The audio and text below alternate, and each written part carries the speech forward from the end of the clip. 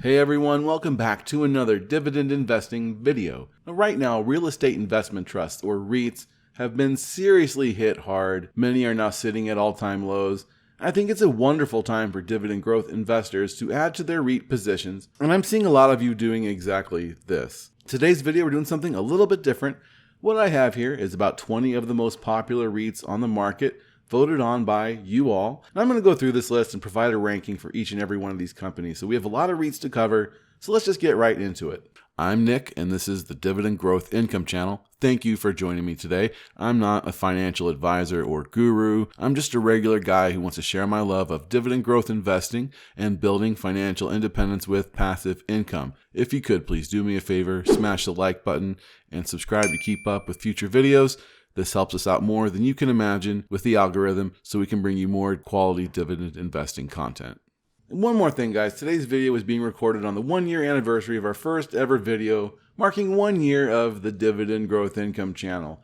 In this short year, we've gained over 18,000 subscribers, which totally blows me away. Thank you so much. I'm really looking forward to getting into our second year as a channel. We're really just getting started, and I thank you for being part of our beginning. Okay, so you might have seen this sort of thing before. This is called Tier Maker at tiermaker.com. Now I have 20 REITs here with their tickers, and I'll go ahead and rank these as I see them. I kind of put them in a random order here. Now the best of the best are ranked as S. Now to me, an S rank company is an extremely high standard. I think like Microsoft is an S tier company. There are not many S tier companies in my book. But again, this is my own system here. Please don't take this too seriously or nothing. I just want to give you an idea of the REITs that I like and think are better to focus on, and some I think are, maybe overrated or really not worth it.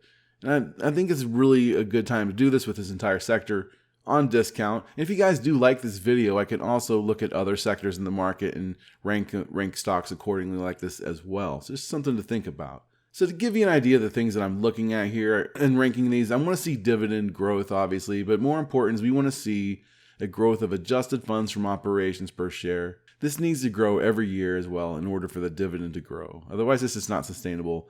I also don't want dead money investments or yield traps.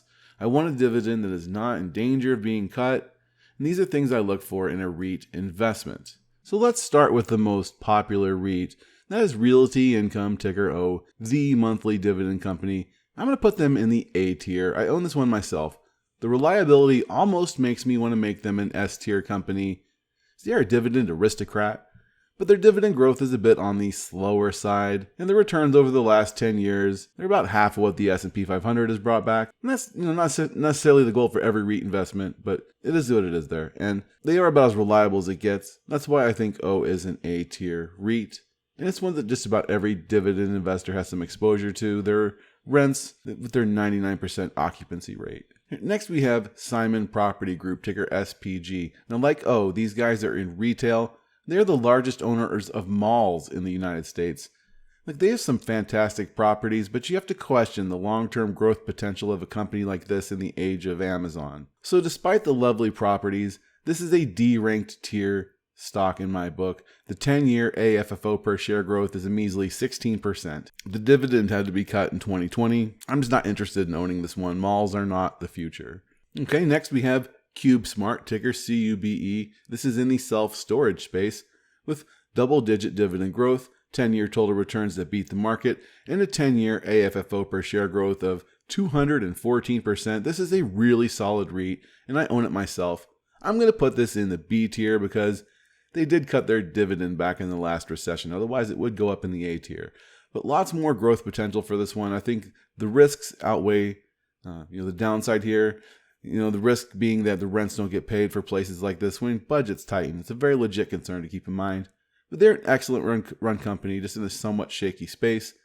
So I'll put them squarely in the B tier. And then next we have Medical Properties Trust, ticker MPW. This is a yield trap, and they just cut their dividend last week, and it got up to a ridiculous amount, like 16% yield, and that's just not going to sustain. Now, perhaps it's bottomed out, and you can make a case for making a swing trade on it. I think there's just way better opportunities. This company's just not really worth an investment in my book. Just an absolute annihilation of your invested capital. Their tenants can't pay their bills. The dividend just became unsustainable. This one is going into the F tier for me. I'm not going to waste any more time on MPW. And then we have Agri Realty, ticker ADC. This is a monthly dividend payer, much like O, but they are newer and smaller version. If you know this channel, you know that I own it in our public portfolio here. We have a 10-year track record of dividend growth, growing at an average rate of 7% annually, respectable, over those last 5 years. Now, on a total return basis, shares of ADC have also outperformed the S&P 500. So there's that. And their portfolio is heavily based on blue chip companies such as Lowe's, Kroger, Walmart. So it's a solid, reliable tenant base. We have a 10-year AFFO per share growth of 88%, which is pretty decent. The dividend takes up an easy 73% of adjusted funds from operations. And I think the growth potential over the next 10 years looks great from here. I think they're going to continue to outperform realty income, and they just have more room to grow. So for that, I'm going to put ADC in the A tier. I think they are excellent. And next we have Vici Properties. And this one I'm also going to put in A tier. For me, I think it's also at a good value right now with a yield over 5%. It's in the gaming space. They own some of the best hotels, casinos, resorts on the Las Vegas Strip, prime real estate, reliable tenants, and remain paid through the COVID crisis of 2020 despite all those casinos being forced to shut their doors for a few months. This is one I'm seeing have S-tier potential over the next few years, just depending on how things play out. But it's a newer REIT, they just don't have the track record to justify it yet. Off to a fantastic start. Their latest dividend raise was announced over 8%. This is a REIT that I have been buying up personally, A-tier REIT. All right, next up we have Alexandria Real Estate, ticker ARE. They are in the office space industry, which I'm typically not into this, but in the post-COVID age, remote work. But ARE are in the life sciences space where the work is done on site. As a bonus, they are also making a positive impact on the world, facilitating the research that they do. I'm going to put this company in the B tier. They do have a low payout ratio. The 5-year compound average annual growth rate is 6% for their dividend. And ARE has been paying this dividend and raising it for 12 years. They did cut in the recession, so I can't put a company that did that higher than a B on this list, but they are a solid B. Now, next up, we have Public Storage, ticker PSA. This is another self-storage REIT like we saw with CubeSmart. They're the larger company, but from a dividend growth investor's perspective, I'm going to put them in the C tier. Okay, I think they are decent, but like other companies in this space more, they have not shown the same commitment to raising their dividend that CubeSmart and Extra Space Storage have, keeping it flat for quite a few years. Now, their latest raise was really impressive at 50%, which was encouraging, and the dividend does look decently safe, and I think they deserve a spot on your watch list. But just out of the 3 main self-storage companies, this is the one that I would least care to own. That's just me. All right, now we can look at American Tower Corporation, ticker AMT. This is one I absolutely love. It's in the cell tower space, so I'm going to put this in the A tier. This is a much better play, in my opinion, than owning the AT&Ts or Verizons. We have a 5-year average annual dividend growth rate of 17%. Over the last year, that's gone up 12%. So that's a dividend growth investor's dream, and they raise this thing almost every quarter. The total returns have been about on par with the broader market. It's impressive considering how far the stock has tumbled over the last year. AFFO per share growth over the last 10 years is up 171%. And I've been buying this A-tier REIT in 2023. It's brand new to my own portfolio. All right, and then we have Stag Industrial, ticker STAG, extremely popular industrial REIT, pays a nice monthly dividend. They have over 500 distribution centers and manufacturing facilities. This might be a controversial ranking, but to me, this is a D-tier company, and I'm not really interested in owning Stag. The monthly dividend's nice, sure, but we're talking about an average annual growth rate of 1% over the last 5 years. That is not really dividend growth to me. It's stagnant, right? AFFO growth is just not there. Shares are up nicely over the last few years, but not quite beating the S&P 500 over that time. So if you're an income-minded dividend growth investor, I just think there's better opportunities in Stag Industrial.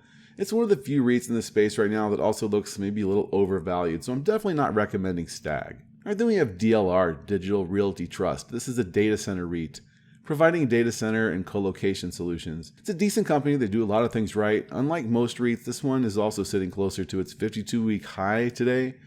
Well, most of these companies are trading at a discount, so keep this in mind. I'm going to put it in the C tier, and the reason I'm putting it there and not in B, which I did kind of think of maybe as a B tier company, but they've not raised their dividend in the last 7 quarters, putting the company in danger of losing that 18-year growth streak. Okay, now its payout ratio is getting a little bit high, and couple that with the fact that there just isn't the opportunity others have right now. I'm just kind of meh on Digital Realty Trust, but they're fine. They're a C, average company to me. Okay, Essex Property Trust, ticker ESS. This is a residential REIT in the West Coast markets. They develop multifamily residential properties. I'm going to give them a B tier ranking. I think it's a safe, well-covered dividend. Steady 5% dividend growth year over year with 28 years of dividend growth, so it makes them a dividend aristocrat. If I had a better total return, it could maybe hit up the A tier. I'm trying to move these a little quicker now, so I can make more detailed videos comparing a few of these closer. So let's move on to Crown Castle, ticker CCI. It's another cell tower REIT like AMT. I do like AMT more, but CCI is solid, and I place it in the B tier.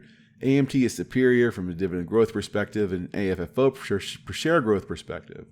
But while CCI is a higher yielding stock, coming in at close to 6.3% yield, and Crown Castle is also strictly in North America, while American Tower, oddly enough, is a more international company. So that's another thing you might want to consider. Both companies have been beat down brutally, so I think there's lots of opportunity right now in the cell tower space. Another B stock, okay, is Extra Space Storage, self-storage REIT.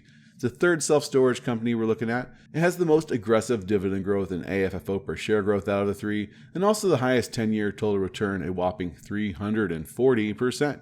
Like CubeSmart, I want to put this in the A tier, but they cut their dividend in the recession. It's just a little bit of a riskier business model than some, but it's very easy to understand, right? It has been on fire lately. And let's move down to Iron Mountain, ticker IRM. This is a popular REIT in the box and document storage sector, so kind of like DLR. These guys are trading higher, more expensive than some. Today's shares are yielding 4.25%, which is 36% below its 5-year average. It is a nice 10-year total return of 246%, but from a dividend growth investor's perspective, it's just not been that great. 10-year AFFO per share growth is 40%, and the 5-year dividend CAGR is 2%. The dividend has remained flat for the last few years, so this is not really a dividend growth investor friendly company, and it's overvalued, so I'm going to place this in the D tier. The next REIT I'm talking about is Kilroy Realty, ticker KRC. This is an office REIT today. They're at about 81% occupancy with 120 office properties and 1,001 residential units, mostly based out west in California. There's a dividend growth streak of 7 years.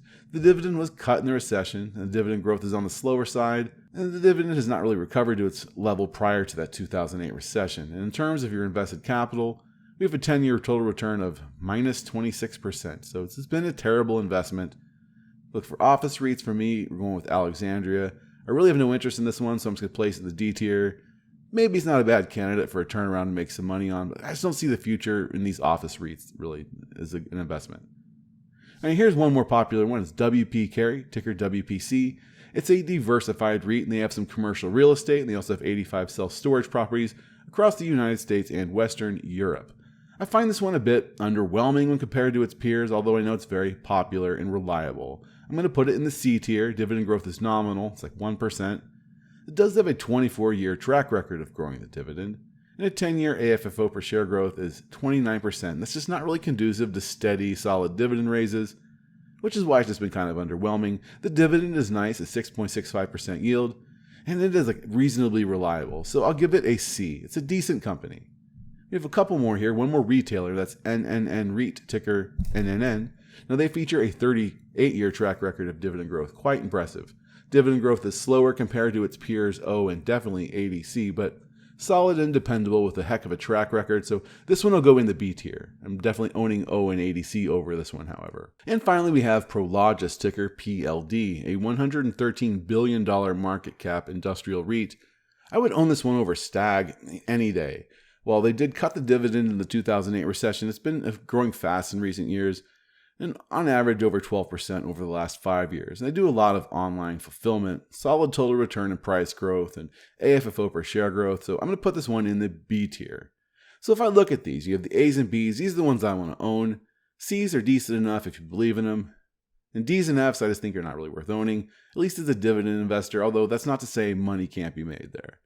And there are really no S tier REITs in my book. I think the two most likely to find their way into that category over the next few years could be Vici Properties and American Tower. O may have at one time been an S tier REIT at one point, but when you do look at the numbers, I don't think you really call it an S tier REIT. S tier companies, like I said, would be Microsoft. That is my standard for like the ideal company, right? And if you guys enjoyed this format of video, like I said, I can make other sectors of the market, videos based on other sectors of the market, giving you similar rankings of those kinds of companies.